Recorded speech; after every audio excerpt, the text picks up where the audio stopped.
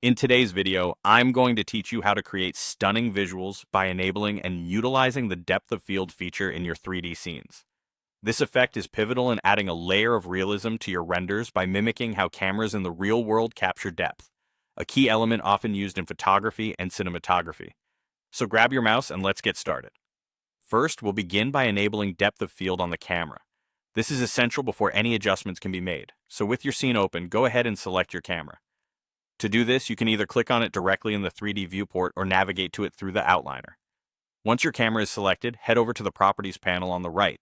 Look for the Object Data Properties tab, which is represented by a green camera icon. Click on this icon, and you should see a section labeled Depth of Field within this panel. Enable it by checking the box. This action activates the controls you need to manipulate the depth of field effect, allowing us to proceed to the next step, setting the focus point. Setting your focus point is a crucial aspect of achieving the desired depth effect. You'll find there are two main methods available for this. Let's start with the first, using the eyedropper tool. Next to the focus options, there's an eyedropper icon. Click it, which will allow you to then float over to your 3D viewport. Here you can select any object in your scene that you want to be in sharp focus simply by clicking on it. This is a quick and effective way to ensure your specific point of interest remains clear and precise, while other elements blur appropriately. Moving on to the second method, you have the option to use an empty object.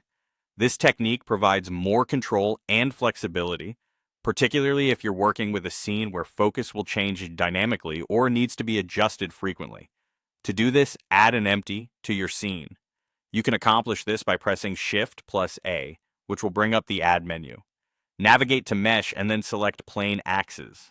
This step will create an empty object which serves as an invisible placeholder or marker in your scene. Once the empty is in place, you can again use the eyedropper to set this newly created empty as your focus object. By selecting it with the eyedropper, you establish it as the point your camera will focus on.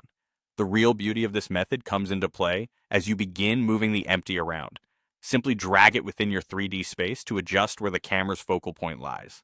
This dynamic adjustment provides a more intuitive control over the area of detail in your frame, letting you precisely manage the field's depth. And there you have it, a straightforward guide to enabling and setting up depth of field in your 3D scenes. Experiment with these techniques to see how they add depth and realism, leaving a lasting impact on your renders.